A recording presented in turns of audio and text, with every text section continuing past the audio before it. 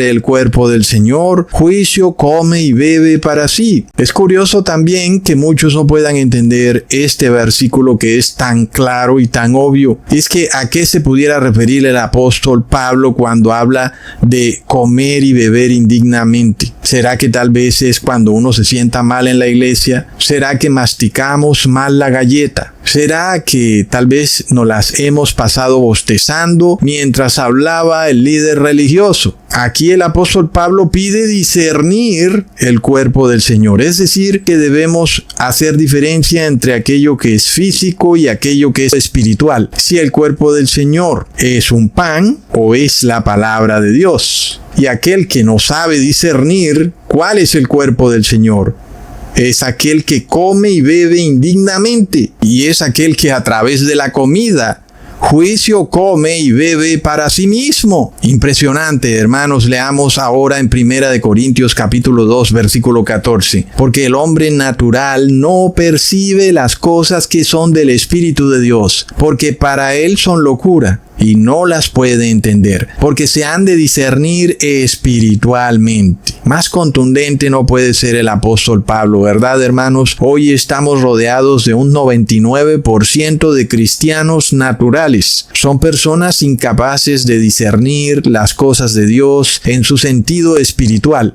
Cuando ellos oyen que la Biblia hace referencia a un pan, ellos creen que efectivamente hay que ir a la iglesia a comerse un pan y que eso los habrá salvado de la perdición eterna. Son personas que no pueden discernir el cuerpo del Señor. Pero aquel hombre que es espiritual entiende que las cosas de Dios se disciernen espiritualmente, porque Dios es espíritu. Y por tanto las palabras de Dios deben entenderse espiritualmente. Por eso si Dios habla de un pan, no podemos entender que literalmente está hablando de un pan o de una galleta, sino que nos habla de alimentos que no son físicos, sino que son espirituales. Nos habla de un alimento espiritual que es la palabra de Dios. Leamos en Juan capítulo 6, versículo 27. Trabajad no por la comida que perece, sino por la comida que a vida eterna permanece, la cual el Hijo del Hombre os dará, porque a éste señaló Dios el Padre. Y yo reto a cualquiera que me muestre cuál es esa galleta que no tiene fecha de vencimiento. Porque tú la puedes llamar hostia, puedes llamar ese pedazo de galleta como el cuerpo del Señor, pero le va a caer moho a esa galleta. Tarde o temprano va a caducar. Y si tú me puedes mostrar una galleta o una hostia que no perece, yo con gusto borraré este video y todos los demás que hay en mi canal. Recontra mega plop. Es que, como sabemos, la única comida que no perece es el alimento espiritual, que es la que nos lleva a la vida eterna, es la palabra de Dios.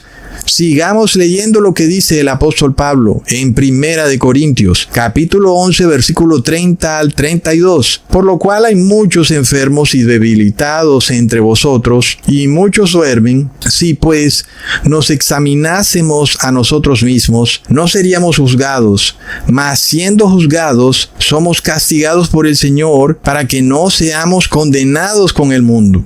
Aquellos que creen que su salvación depende de la comida y de la bebida, sin discernir cuál es el verdadero cuerpo del Señor y sin discernir cuál es la sangre del Señor, se enferman y se debilitan, y muchos terminan quedando por fuera de la salvación, al punto que terminan muertos o dormidos, como también pudiera decirse, ¿verdad? Y el apóstol Pablo invita al cristiano a examinarse a sí mismo para ver si lo que hace en su religiosidad es correcto o no. Y si somos reprendidos o somos juzgados por hacer lo incorrecto, debemos estar contentos, porque de esa manera somos separados del mundo, para que no seamos condenados con el mundo.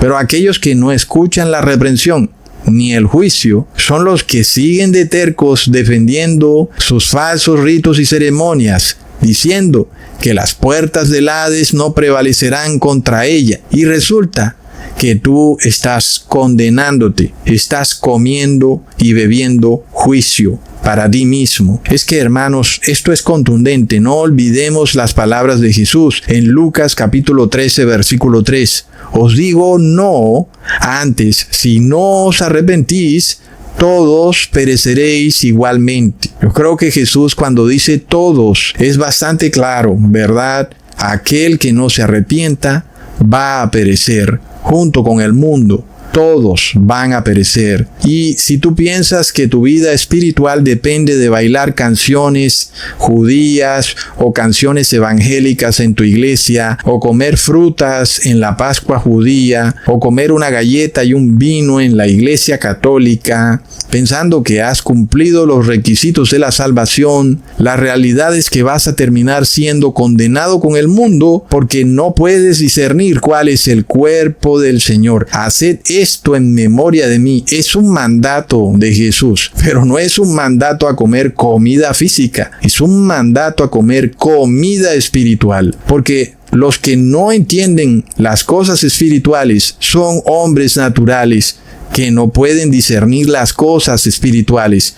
Y es que es curioso, ¿verdad, hermanos?, que la conclusión de este pasaje bíblico, donde el apóstol Pablo habla de la última cena, sea tan contundente en revelarnos que la última cena no es de comer algo físico o algo que tú tienes que poner en tu boca y tragarlo, como piensan la mayoría de personas que persisten en celebrar este falso ritual o banquete sagrado del cristianismo solar, que por supuesto no aparece en la Biblia.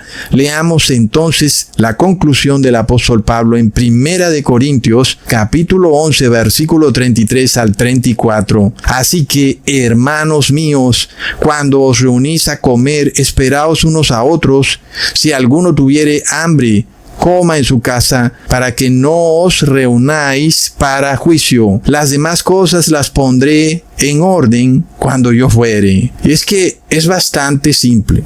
Si los hermanos quieren comer, claro que pueden reunirse a comer. Si esta reunión es para un compartir fraterno, no con el interés de saciar el hambre, sino con el interés de compartir entre los hermanos. Pero si alguien quisiera tal vez decirme que esta frase que dice el apóstol Pablo de cuando os reunís a comer, significa que ahora hay que reunirse a comer el cuerpo de Cristo, pues yo pienso que no sabes leer.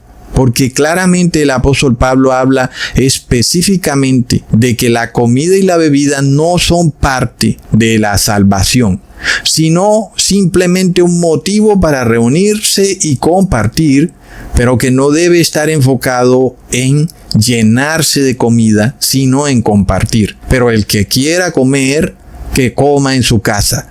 Pero en cuanto a la salvación, la comida y la bebida no tienen nada que hacer. Así que la conclusión del asunto es que ni Jesús ni el apóstol Pablo están dando una orden de comer la última cena, como hoy se le llama Eucaristía, sino que es una orden para que el cristiano enfoque su vida en lo espiritual y se aparte de lo material. Y por eso cuando leemos los Hechos de los Apóstoles o cualquier otro evangelio después de que Jesús ascendió a los cielos, no podemos encontrar en ninguna parte a los apóstoles comiendo un pan y bebiendo una copa. Lo que sí vamos a encontrar es una reunión o congregación para compartir, a lo cual se le llamaba partir el pan. Leamos en Hechos capítulo 2, versículo 42. Y perseveraban en la doctrina de los apóstoles, en la comunión unos con otros, en el partimiento del pan y en las oraciones. Entonces es claro, el partimiento del pan no es una última cena. Es bastante claro, el partimiento del pan es solo compartir la comida. Pero aquí no vemos que se hable de tomar una copa y beber la copa y decir, haced esto en memoria de mí. No vemos ningún tipo de ceremonia más que una reunión, que la misma palabra llama una comunión de unos con otros para compartir el pan. pero no están celebrando ningún ritual religioso llamado Eucaristía. Y como ya dijo Jesús, trabajad por la comida que no perece, por la comida que permanece a vida eterna. ¿Y cuál es esa comida, hermanos? Leamos en Mateo capítulo 24, versículo 35. El cielo y la tierra pasarán, pero mis palabras no pasarán. Es decir, este alimento que es la palabra de Dios no perece, permanece eternamente. Y no es increíble. Miremos lo coherente que es la palabra de Dios, es una cosa de locos. Recuerdo que un pastor decía que si te esforzabas en encontrar contradicciones en la palabra de Dios, terminarías encontrándolas. Pero yo no encuentro ni una sola contradicción. Aquí quien se contradice es la sabiduría humana. Pero la palabra de Dios no se contradice en lo absoluto y ya llevamos casi 6,000 años con la palabra de Dios, casi 2,000 años después de que Jesús fue colgado en el madero, y a pesar de tanto avance tecnológico, de tanto cambio en el lenguaje y de tanto conocimiento humano acumulado, y la palabra del ser humano sigue siendo como siempre contradictoria y mentirosa, pero la palabra de Dios no se contradice en absolutamente nada. Leamos en Apocalipsis capítulo 5 versículo 9. Y cantaban un cántico nuevo diciendo: digno eres de tomar el libro y de abrir sus sellos, porque tú fuiste inmolado y con tu sangre nos has redimido para Dios de todo linaje, de toda lengua, pueblo y nación. Aquí podemos ver claramente lo que significa beber la copa de la sangre de Jesús. Es aceptar que Jesús nos ha redimido de todo linaje y de toda lengua, pueblo y nación,